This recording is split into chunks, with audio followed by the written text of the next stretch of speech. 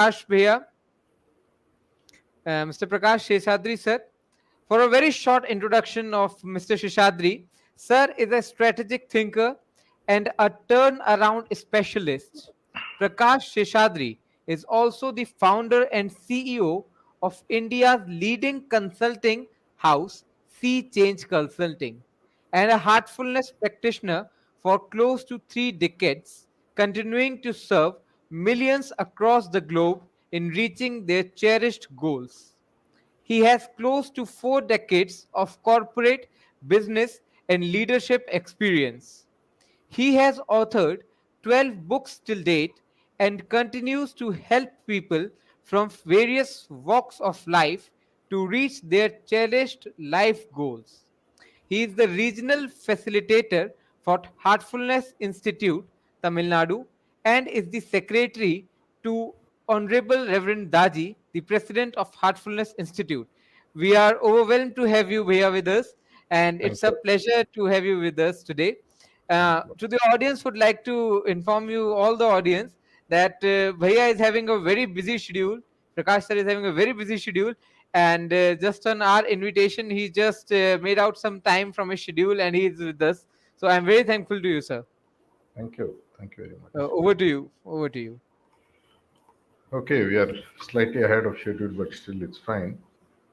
It's really wonderful to virtually meet so many people. I hear that there are a lot of people from various walks of life who are here in this show. And of course, it's being streamed live and it's also available for viewing at a later point of time. I just wanted to start with a very simple story. The story is something like this. There is a very busy uh, office executive who is just getting ready to go to his office for some series of important work that he has to accomplish that day. Time is about 8 o'clock in the morning. He gets dressed and picks up one of his best coat and dress because he has some series of meetings that he has to attend. And he's about to leave, and his wife, and he has a very lovely son who is about 7 years old. His wife is about to give him coffee as he's leaving for office, and somehow the coffee spills and falls on him, and it spoils that brand new, nice white shirt and partly the coat that he's wearing to go to this important meeting. And he blows his top, and in the process, because of this shouting and whatever is happening between the father and mother, the child who is about to run to board the school bus misses the bus completely. And now the wife picks up a fight saying that you picked up a wrong time to shout, and the child has missed the school bus. Now you go and drop him. So the executive is now forced to pick up the child and run on the wrong direction of his office. He has to go the other side to drop the son in the school. By the time he reaches the school, it's already late. It's beyond the time in which the children are going to be allowed. So he's made to stay back at the door, and after the prayers are over, he meets the school class teacher and sort of apologizes, leaves his kid, and drives like crazy back to his office. And in the process, he gets two traffic challans. By the time he reaches office, it's already 45 minutes late, and the first meeting was supposed to be one of the most important meetings which will decide a very big order that he was discussing, a contract that he was discussing with one of his clients. The client had apparently reached the office in time. He waited for about half an hour. He lost his patience and he had already left the office, leaving a message that I was here for you, you are not there. And this executive's boss sort of tells him that we lost a precious order because of you. And one leads to another, his mood goes for a six. And by the time the day ends, he is in one of the most awful moods that you can imagine, emotionally drained, drowned. And he comes back home and, in a fit of anger, again throws tantrums with his wife, throws the dress and shoes and stuff like that. Just a very simple question for you to ponder here. Who caused all this? Was it the cup of coffee that was spilt on him? Was it the child who did not go and take the school bus despite their parents fighting? The bus was right outside his home, he could have gone. Was it the wife who spilled the coffee on him? Was it the executive who did not control his temper? This is a classical case study for emotional intelligence I share across several leadership sessions. And invariably, interestingly, there are several answers which comes up. But if you really deep dive and understand, it was just not the executive alone who lost his temper. It was also the wife who could have played a part in calming him down, maybe given him a dress and said that I could have gone to school. All these ifs and buts is what happens when we lose our emotions. I could have done this, I could have done that, stuff like that. So, what does this one single case study actually, in some way, teach us? In some way, actually, it teaches us that whatever happens to us, normally we call it in EQ as 10 bar 90 rule. A 10 bar 90 rule is like 10% is what happens to you on which you have no control. But how you react to that creates the rest of the 90% of the consequences of the 10% input, the trigger. When you look at the triggers, the spilling of the coffee or the traffic challans or the teacher telling the student to wait outside because it was late, all these are triggers which comes from outside. Normally we call them as stimulus or stimuli. The world is always full of challenges or opportunities, depends on how you see it. But what you do with them is what is called as the entire study behind the concept that we are into, emotional quotient or emotional intelligence. We all have heard about IQ for sure. We have the intelligence quotient, which is based on certain series of tests which are given. And based on the score that you have, you are measured as a idiot or a moron or an average or an intelligent person. And if your score, I think it hits 150 or above, there is something called as a Mensa club. The Mensa club consists of people who have super IQs. But in my career spanning about 40 years, I have met several brilliant people. Brilliant, you just cannot imagine. People who have done things, thought things which is unimaginable. But when you look at the other side of the life, what we call as EQ, they are extremely poor. I remember a few of my colleagues with whom I have worked. The kind of brilliance that they had is something unimaginable. They could just look at a problem, technical problems. I began my career in computer field, and I worked in an organization which was also manufacturing a lot of newer and newer products and services. And these people were really cutting edge in terms of their ability to churn out new products. But one of these senior colleague of mine who was handling the R&D used to be such a hot-headed person. He doesn't need a trigger to abuse anyone. He'll shout, he'll rave and rant, and because he was almost indispensable for many years, people kept quiet. At some point of time, when I subsequently met him, when he had literally lost the job and gone down the drain, despite his brilliance, it took him a lot of hard hits before he understood that emotions and the emotional quotient or emotional intelligence is an equally important element to balance the IQ. You might have great knowledge.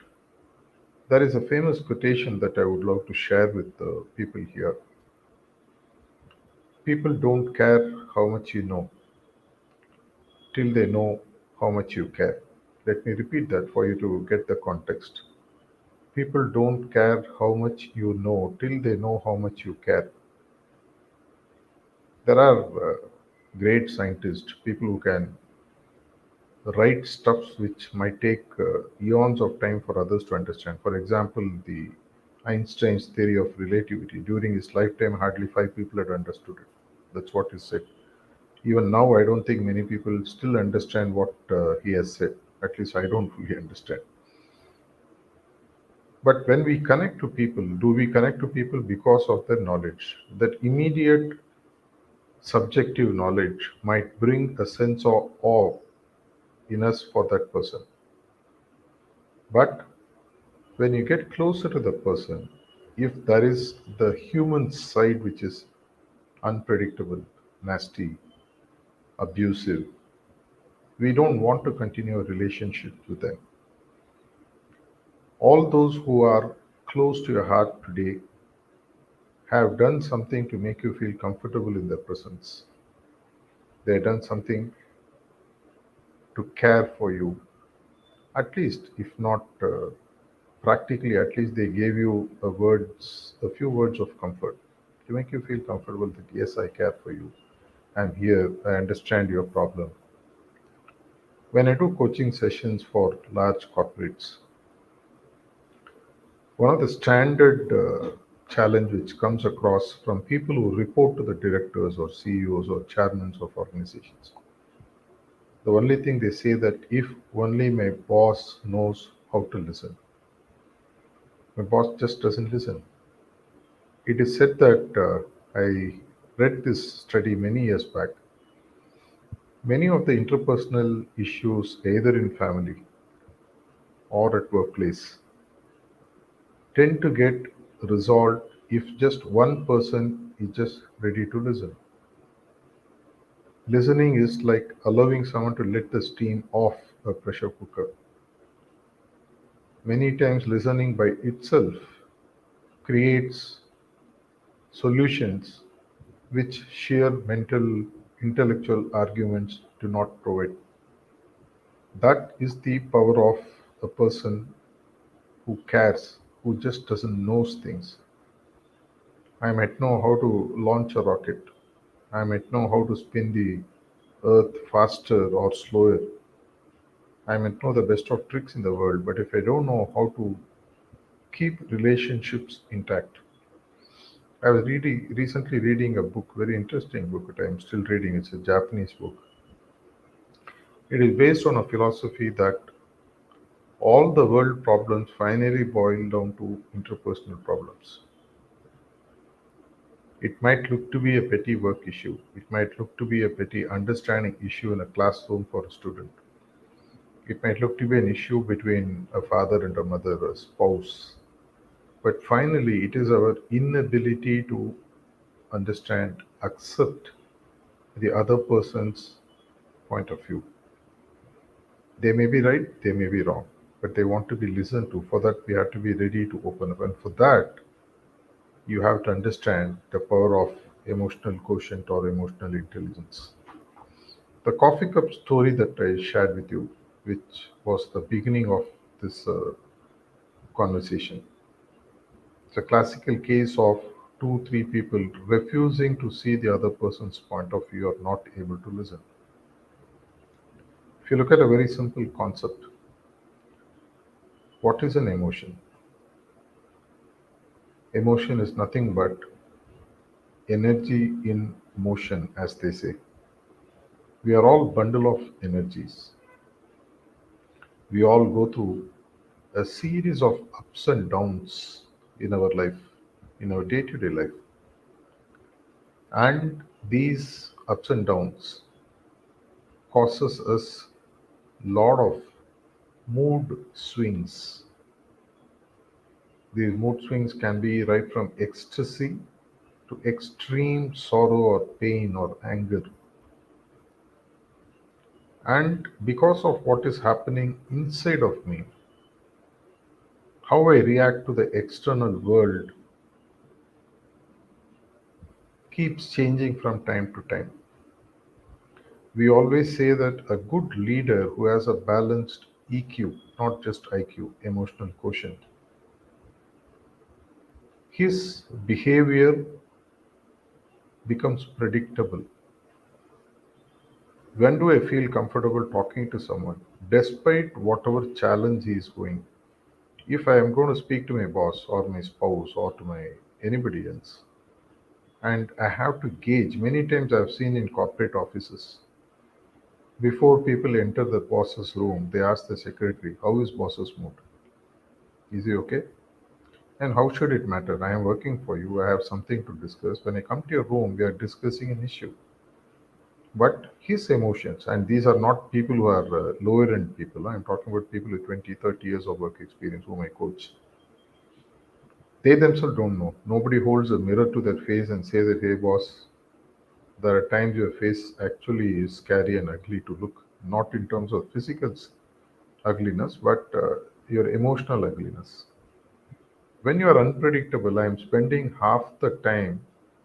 It's like a judo match. I don't know when I'm going to be hit. I have to be on my toes all the time. Emotional swings are much worse than judo matches. I have to continuously gauge when I go back home how is my spouse's mood going to be, how is my daughter's mood going to be, how is my neighbor's mood going to be. And in these cases, in these times at least, I even have to gauge what is my dog's mood going to be. That's really funny because even dogs seem to have moods. And when you go home, my spouse will say, "No, no, Jimmy, Tommy, whatever, he's angry, he's sad." It is said that dogs apparently have between 30 to 40 moods that they display to their owners. In this afternoon, surprisingly, I was having a conversation with someone, and he was saying that even dogs have emotions, and having a dog adds to more challenges than actually solving. Many people have dogs for companionship.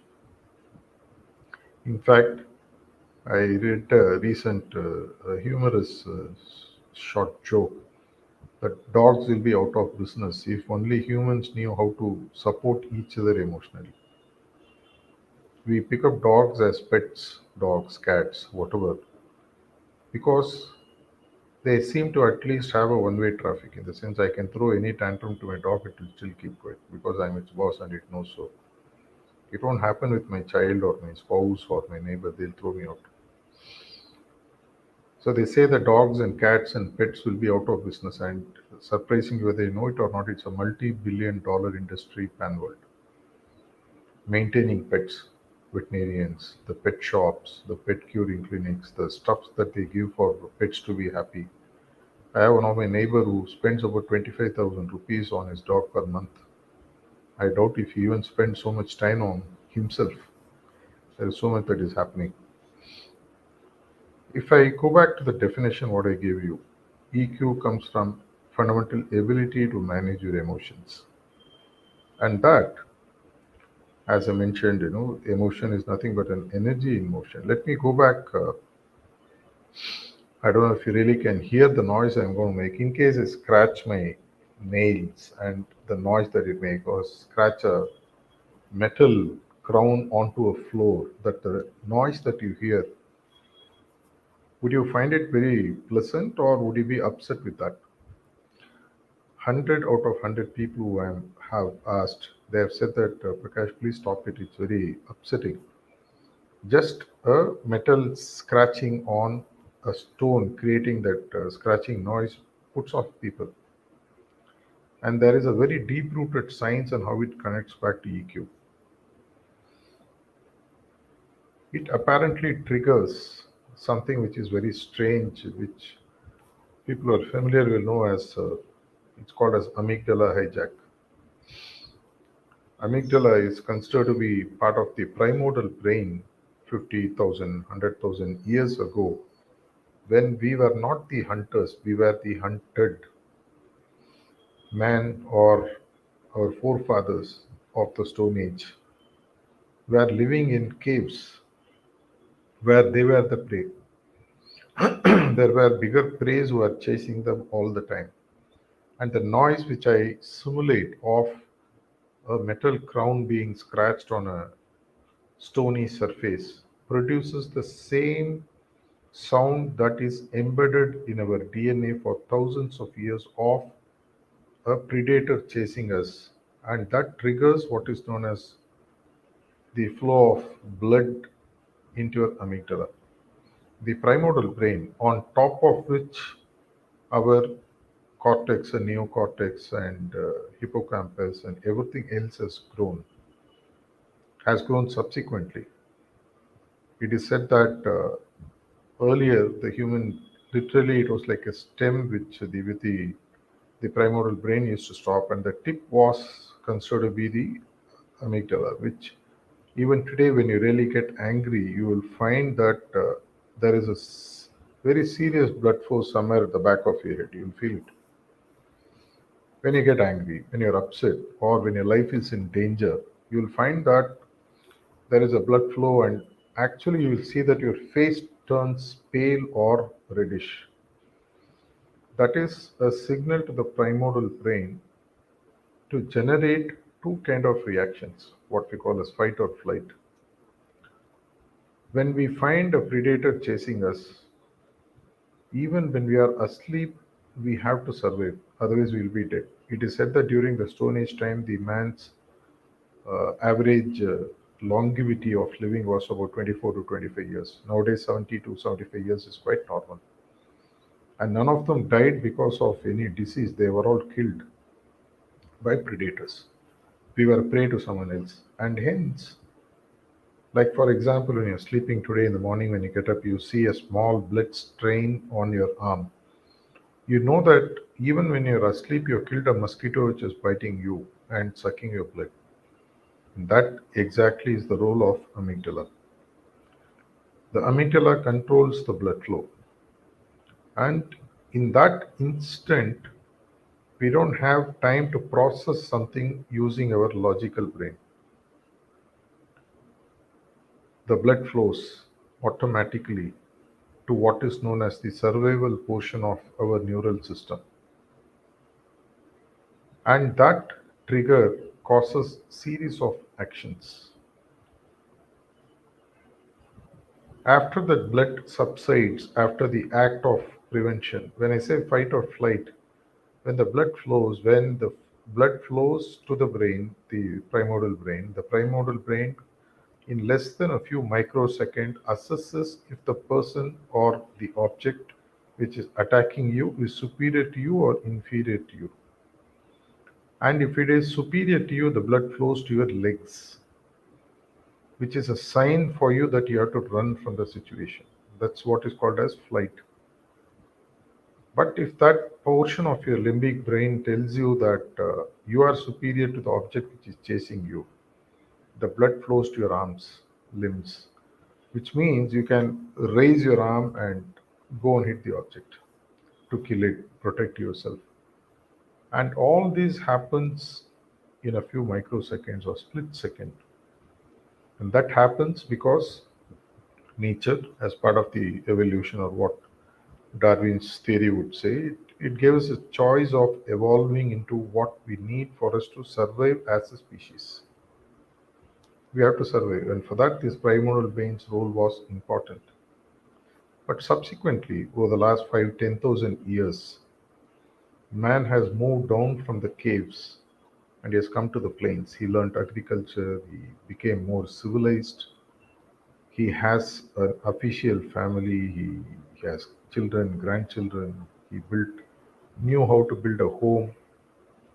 But despite all this, we still believe and work and react as if we are still in the Stone Age. For example, this coffee spilling story with which I started, the coffee spills on you. The moment coffee spills on you, in less than a few nanoseconds, your primordial brain, which is called as the amygdala, AMYGDALA, do a Google on that, it's a very powerful subject. It tells you quickly that if coffee has been spilled on you, you might land up going to your office with a stained dress. People may not like. You may lose the contract. And if you continue to lose these contracts, you may lose your job and you'll be on the street. And without even knowing, the primordial brain now acts or reacts to the situation, fight or flight. In this case, the wife appears to be an object with which the man believes he can attack. So he fights. If it was the same thing, the coffee was spilled by his boss on him, what would he have done? He would have done what is called as a flight, which means he will know the boss is superior to him. He can't fight with his boss. So he'll do what is known as flight because now the blood will flow to the legs. Even in your life, when you are facing any situation, quickly just for a second pause and find where the blood is flowing. It's a classical self study we can do any number of times in any situation. If the blood is going to my hand, it shows I am superior. School bullies children, they all know when to hit and when to run instinctively. When they know that they have somebody who is a better bully than them, they'll run. And if they find someone who is weaker than them, the blood will go into the hand, which means they'll attack. This, unfortunately, let me give you another small example for you to relate to that. Let's say that you are sitting in the seventh floor of an office space in your AC room, facing the road. Anyone entering the office will have to cross several layers of security before they can come to your room. Let us say that you are quietly immersed in your work. Just visualize this for a minute. There's a huge roar of a lion right next to your ear. What will you do? You'll jump out of your chair, you'll run away. What has happened? Logical brain, if you had used it, will tell you that for a lion to come to a concrete jungle in a city, get into a lift, come to the seventh floor, enter the security register, take a pass, come to your room, crossing your security or whoever, and then to make that roar is non existent logic. It's not going to happen. Yet, what happened is you instantly reacted because that roar reminded you of a DNA imprint in you which says that your life is a threat. That at least is understandable. Our day to day situations, what happens is, unfortunately, we are stuck in this survival mode throughout our life. Everything that happens to us, somebody shouts at me, in less than a fraction of a second, I mentally assess without even my conscious knowledge. It happens at your primordial brain level. You quickly assess, is this person much more stronger than me? Fighting him, would it put my job or my life at stake in jeopardy, or can I shout back at him? This is what happens in corporate rooms or in classrooms or in families. Whoever gets into a fight leads to a series of fights where they react and counter react and the chain continues. Every step of the life, if we really look, it is about a series of survival issues we are fighting. And emotional intelligence is what strikes at the root of this malady to tell you that life is no more about survival. Let's look at it logically. Even for a, very simple exercise, I was sharing this a couple of days back in another corporate session. For example, you're driving back home and you find a very big branded shirt being sold and you liked it. You step out of your car, park, go and buy that flashy stuff, which cost you quite a few thousands. You liked it, you bought it. As you are walking out of the shop and you board, get into your car and drive home, what is the thought running in your head? You are now thinking of how to tell your wife or your spouse why you bought this shirt. You are logically looking at justifying your action. This is a catchphrase which all global marketing companies use. This is a scientifically proven concept that whatever I'm going to say is going to be very impactful. You may have to make a mental note of it. People decide emotionally and then justify logically. This is a universal truth, literally. Exceptions are there, but very few. People decide emotionally and then justify logically because every situation is seen as a survival situation. For example, my subordinate disobeys me right in front of a few of other colleagues who are also my subordinates. What do I do as a boss? The normal tendency is I shout back, I issue him a memo or fire him or shout back at him or throw him out of the job. Why? Because if I allow my subordinate to shout, my primordial brain or lack of emotional intelligence processes it in such a way that by allowing him to shout, I am losing my authority over him. By repeatedly allowing someone to not obey my orders is questioning the fundamental basis of my existence in this job and hence this organization. If you extrapolate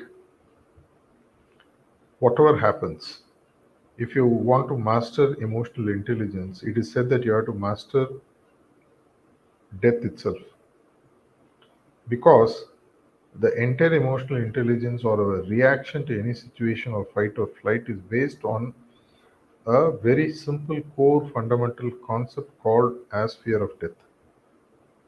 Let's extrapolate a bit. Okay, my subordinate shouts at me. I allow it to pass. What will happen? He'll shout at me again. A few more people will shout. They will not perform. What will happen? I will not be seen as a performer. If I'm not seen as a performer consistently, my salaries may be downgraded, my job may be downgraded. At some point of time, I'll be put on the street. At some point of time, I lose my job.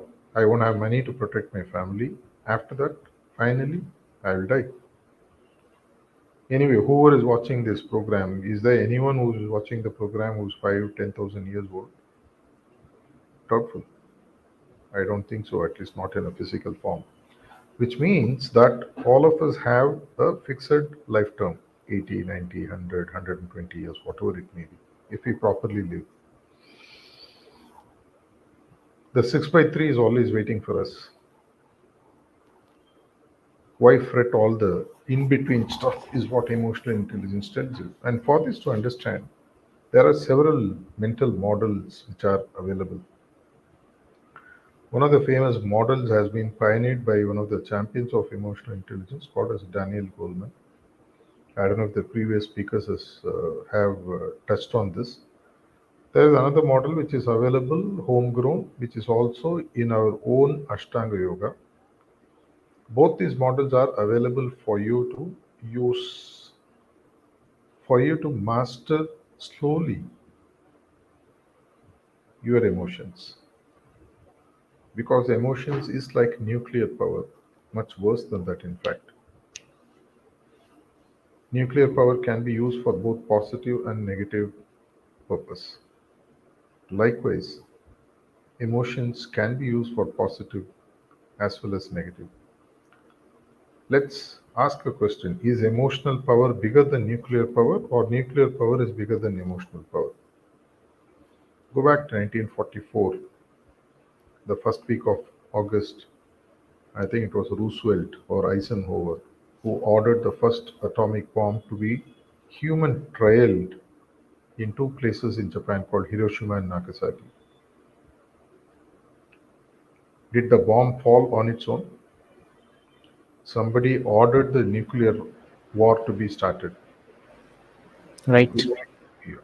Which means the decision was taken by Eisenhower or Roosevelt, who was the president of USA then, which was triggered by some emotion which was based on the World War II that if he allows Japan to continue their march, Hmm. they would have defeated USA in the war. That fear of losing the war made him to do one of the most nastiest things that can ever be imagined of throwing a nuclear bomb at another human, another nation. And it took 3, 4 generations. So obviously, emotional power is much more stronger. If you don't know how to regulate your emotions, I mean, I always jokingly say, getting angry is like drinking a cup of poison but expecting the other person to die. People who get angry, it's like I drink poison, but I want you to die. It doesn't happen. Likewise, when you hold emotions, specifically the negative ones, it hurts you more because you suffer in the longer run. The person whom you are shouting at might leave you and go, and he will live peacefully, happily ever after. But you're going to carry that. I've seen generations of families being affected by it. One wrong word spoken, one wrong action interpreted wrongly, one action interpreted wrongly, and there is a flurry of emotions being thrown at each other. All of us have gone through this where we have been at the receiving end or the giving end in our life. We have either been shouted at or we have been shouted. Somebody has got angry on us, we have got angry on somebody else. We have been upset with someone, someone has been upset with us. All these are led to a series of actions, and as Newton's third law of motion would say, every action will have consequences, counteractions, and series of reactions on which you have no control. The 10 bar 90 rule, which I mentioned at the beginning, 10% of what happens to you is out of your control, but 90% of what happens after that purely depends on your emotional intelligence. Logic has absolutely no role to play. In fact, if you look at what I mentioned 5 minutes back, the great marketing companies of the world work on what is known as impulse buying. They all work. If you have ever walked into a departmental store, the billing counter will have lovely, fanciful, small items stored there. While you are waiting to pay the bill, which takes about 3 4 minutes, you impulsively pick up that snack bar or that bottle of cool drink or that nice spray perfume. And before you realize your bill has shot up by 25 30%. It was never on your buying list originally. In fact, if you know the marketing truth, that counter space is charged 5 to 10% more for people who want to vend their products, because that is a impulse buying spot. Falling in love with a woman, women proposing to a man, they are all impulse decisions. How many of us who have had a love marriage can say that I went through it logically and then decided? No, it's a flurry of emotions. You may justify it and make the best out of it later, that's up to you. And hence, Daniel Goleman's 5 step process. I'll quickly share that and then leave it open to the forum to ask questions. How long more do I have to continue? I mean, five Yeah, minutes. you may. Yeah, you may please continue. Because I can go on, but I have to look at the clock or the calendar. No? No, no, sure, sir. You're welcome for everything.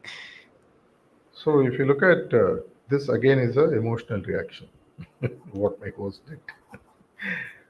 The moment I put an emotional question, he emotionally reacted. So, no, no, you can go it, because that instant I might feel bad, and that's again a classical fight or flight response. I'm just joking. If you look at the Daniel Goleman's model, he looks at what is known as two set of competencies that we must have. One is called as the personal competencies. The other are called social competencies. Personal competencies is the space where I am responsible for my emotions. If I am not responsible, I am likely to use the way the first nuke was dropped on Hiroshima and Nagasaki. I may drop my emotional bombs on everybody else around me. It's all the time people spraying a AK-47 emotional bullet on everybody else around all the time. We all keep seeing it. Some of us have tuned it down, even with whatever exposure, experience I have. I can't say that 10 out of 10 times I don't react. Maybe I have, earlier it used to be, I used to react 10 out of 10. I have brought it down maybe now to zero point 0.5 or 1 out of 10. I haven't made it zero. It's almost humanly impossible. There are certain extreme emotions where you still succumb. But at least he speaks about two competencies, two buckets of competencies. One is called as personal competencies, the other are called as social competencies. In the space of personal competencies, the first thing that he says is that be self aware. Normally, this is done as a process of feedback. After something has happened, we can always go and ask somebody. People who are close to us might come and tell us. In these situations, Prakash, you tend to react, you tend to get angry. In these situations, you are sad. In these situations, you feel traumatized. In these situations, you are happy. I'll tell you why it makes a difference, because there are about a range of 40, 50 emotions we all go through. For each one, it's about 8 to 10 emotions. And that, if you Google it, you will be able to find. It's about 8 to 10 emotions that we all have in us, which we need to master. 7 out of 10 emotions are negative, about 2, 3 emotions are positive. If you find the combination of both, then this becomes a positive nuclear force with which you can build a huge amount of success in your life in whatever you do. As I mentioned about 20 minutes ago, that the world's only problem is lack of interpersonal skills. If you manage interpersonal skills, there is nothing in this world that we cannot manage. It is said that a person whose interpersonal skill or emotional intelligence is good, when he says something, people will even give their life to do what they are saying. They jokingly used to say that if a person who is emotionally strong, emotionally well balanced, tells you to commit suicide, you will look forward to doing it because you trust that person so much. He has built so much of trust because he shows that he cares, because he one understands himself. This self awareness is about asking yourself or taking feedback from others to find what are the triggers which make you to react either positively or negatively. In about 2 to 3 months time max, if you take consistent feedbacks, you see all of us have about 10, 15, 20 people who are close to us. A few people who work with me in office room, one or two who are my bosses, my spouse, my family members, my couple of my relatives, my well-wishers. I can draw a list of 10, 15, 20 people. If you take this input seriously, you can even start it today. Just ask them one question. Please tell me what are the times when I am drained emotionally, when I'm angry, when I'm sad, or when I'm traumatized. There are standard checklists available on the net as well. You can search and find. And request their honest, open feedback. Many people happily give you feedback, and also ask them what are the times when I actually feel very joyful. What makes me? So for some people, good food makes them feel good, joyful. For some people, having good vibration of people around them makes joyful. For some people, if they are successful in achieving something, it makes them joyful. It secretes what are called as happy hormones. It's a separate subject by itself.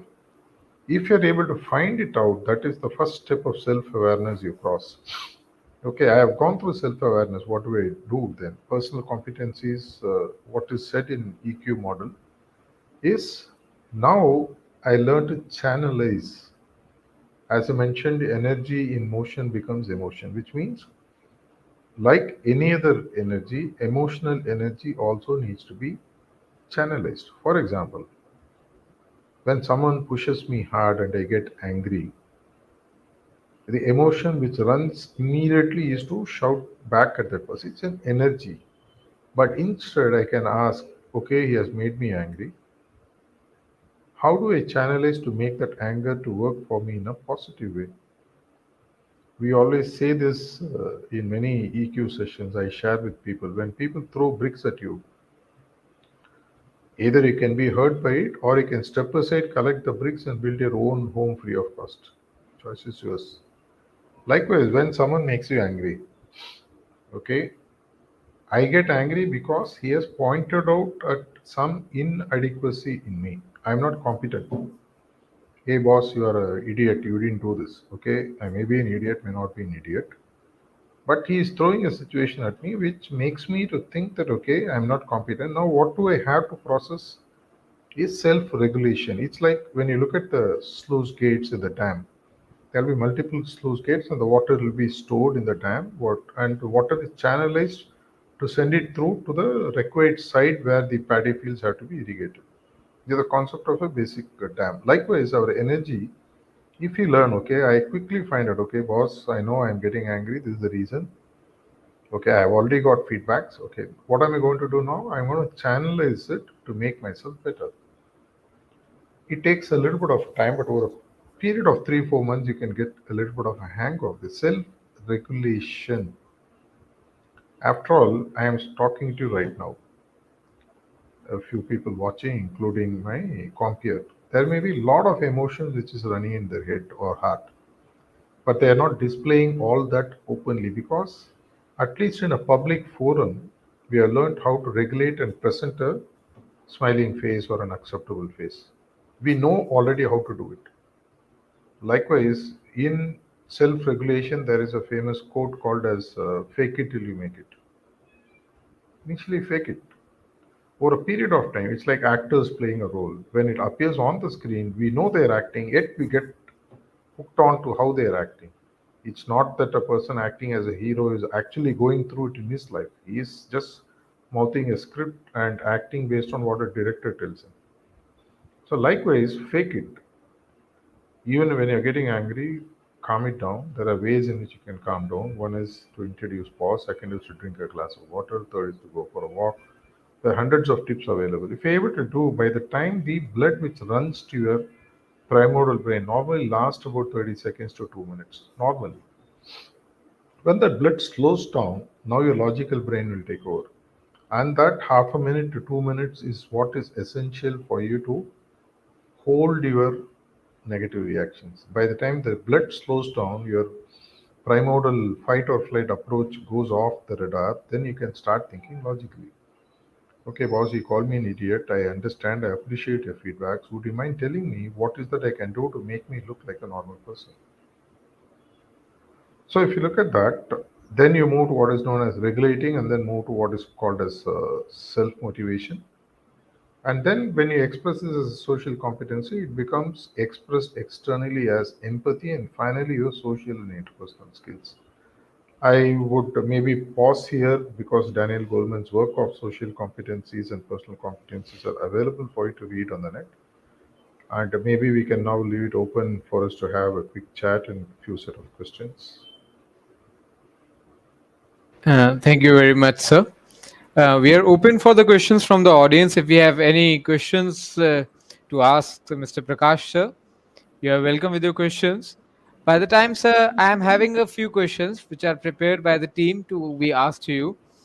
The first question which we are having is, tell us about some time when you got emotionally weak due to any reason, whether it may be positive or negative, and how you overcome and deal that situation. Normally, it is said that each and every human being goes through about 20 to 30 emotional patches every day. At least thanks to a system of meditation that I practice, what we call as heartfulness meditation, I have learned two things. One, to do what is called as spot cleaning. It's like if you're eating in a restaurant and a sauce falls on your shirt, you don't wait till the next day to clean it. You just go to the restroom and use some water or a soap and clean it off.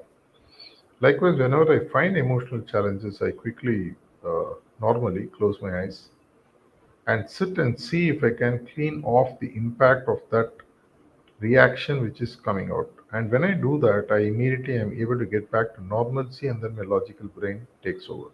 The second is when I also do a couple of minutes of meditation, whether you want to do heartfulness meditation or mindful meditation or any kind of meditation that you have.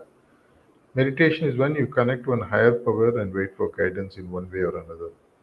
It helps you to calm your nerves. Finally, it's all about managing that rush of blood.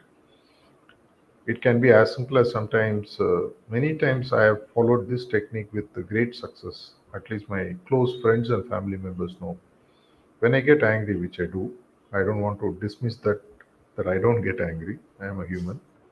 All I do is I shut my mouth. My wife, at least for sure, knows that when I'm not speaking, she knows that I am calming down. They say that even dogs at home understand that language. When you are not speaking, it knows that boss is, and then it look down and put its puppy eyes and start looking at you lovingly.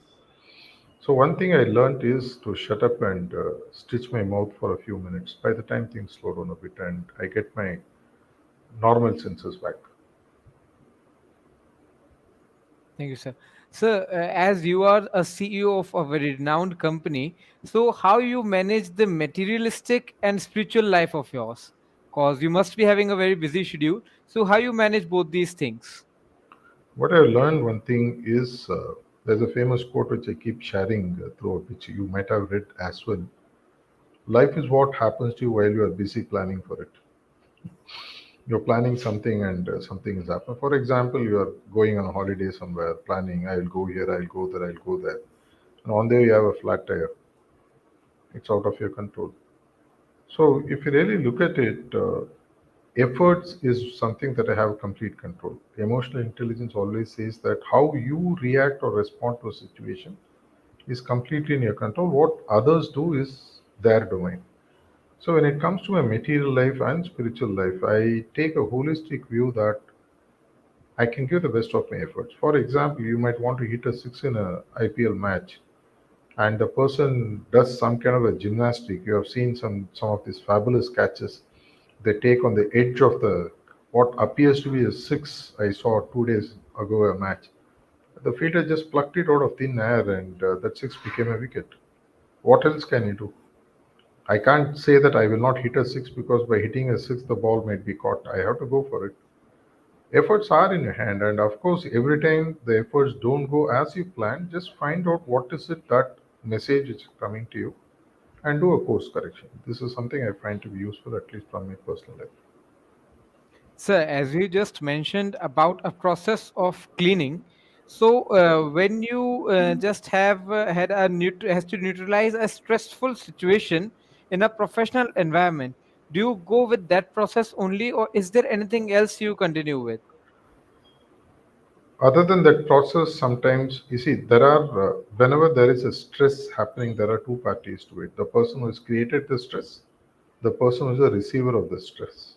Either I have created it on somebody else or somebody else has created it on me. Normally, I always take myself down a few notches, whoever that person may be.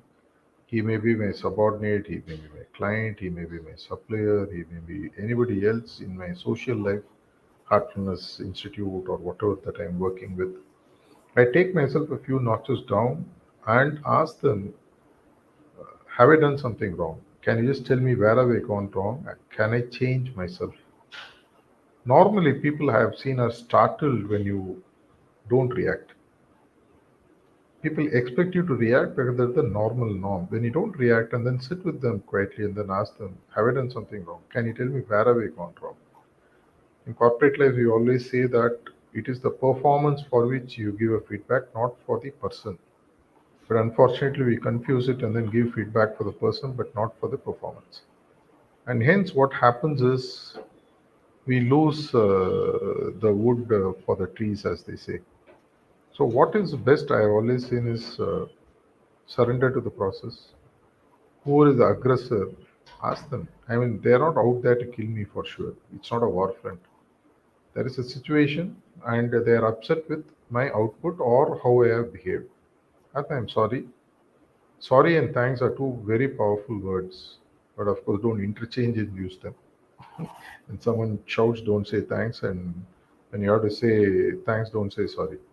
When someone shouts that I'm sorry, I think my behavior has created some kind of a rift. Would you mind telling me? I don't instantly say it, I give a pause, and it has worked wonders for me. Sir, one more question from my end. As you are a secretary to the Global Guide of Heartfulness Institute, and sometimes it happens that few people want to visit Reverend Daji, and you have to deny them due to some reasons that he is not available or he is not well. So, what happens? People just start blaming the concerned person that you are not allowing us to meet him, or you are not allowing us to meet the concerned person. So, what in that situation? How you deal with that? Because the reason is not that you are denying them on your own. See, normally in any, if you know how to listen to people, you don't see. Normally, even when you might have seen in several people's life, when you want to break a bad news, you don't go jump into that person and straight away say this is the bad news. You sort of talk to them, slow them down, and bring certain good memories. Hey, I remember last time we met Daji, this is what happened. How did it go? How are these things? And then slowly come to it. Slowly come to it. People normally understand. 9 out of 10 people understand, and we always create a hope. See, we all live perennially with the hope that something better is going to happen. We give them a sense of hope. Maybe Daji is not well today. Maybe he would prefer to meet you the next day. He has some people understand. But as I mentioned earlier, when you surrender to the process, that the person who has come to meet, they don't see you as a stumbling block between him and the master or the guru. It's better that you make it as softer as possible. Taji always says, be kind in your words.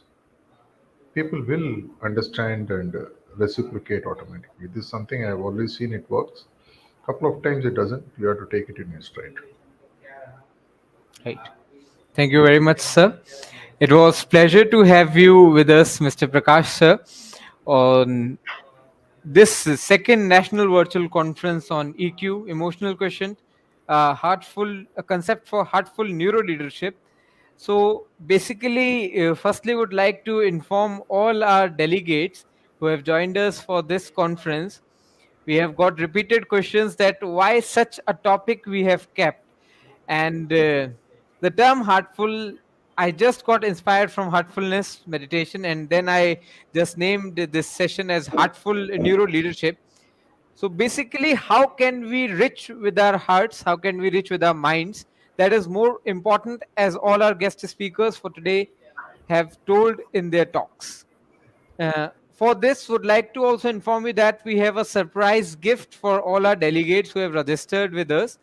We'll be providing the soft copy of a book, The Glory of Indian Civilization, in the words of Swami Vivekanand, which has been donated by an NGO to Dharkan to be given to all our registered participants. So we'll be sharing the soft copy of that book, The Glory of Indian Civilization, in the words of Swami Vivekanand, in the emails that you'll be receiving after tomorrow with your certificates.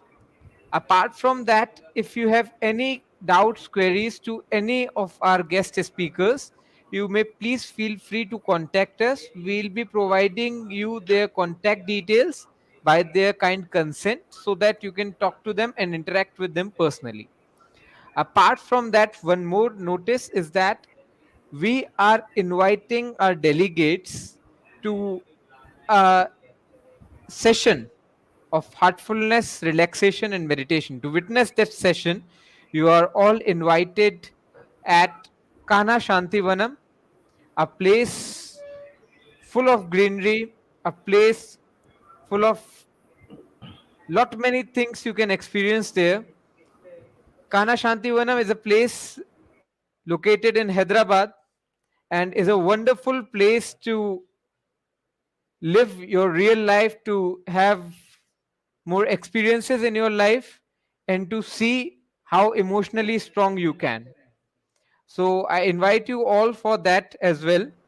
We'll also be sharing the details, exact details for visiting Kanha with all our delegates as well in our mail that you'll be receiving. Apart from that, if anybody of you is having any sort of questions with us, you are most welcome for that. I don't find any questions are heading with us. For the same, to visit Kana Shantivanam, the dates are September 27th to 29th, 2022. So, if you are interested, you may please share your request to visit Kana in the mailbox or the chat box of the Durgan Foundation. Thank you for today's session. Thank you all the delegates for joining us. I am very thankful to Prakash sir and all our dignitaries who joined us, our guest speakers, Mr. I Vivek thank Katre sir, Mr. Kaushlen Pratap Singh sir, and Mr. Prakash Bhaiya. I am very thankful to you sir, especially because I know your schedule and I understand that how difficult it must would have been that for you to join us. Thank you very thank much, you. sir. Thank you, and thanks to Dutkan Foundation also for enabling this. Whatever we have to make the world a better place, and to that extent, whatever we can contribute in whichever way is always welcome. This is what Daji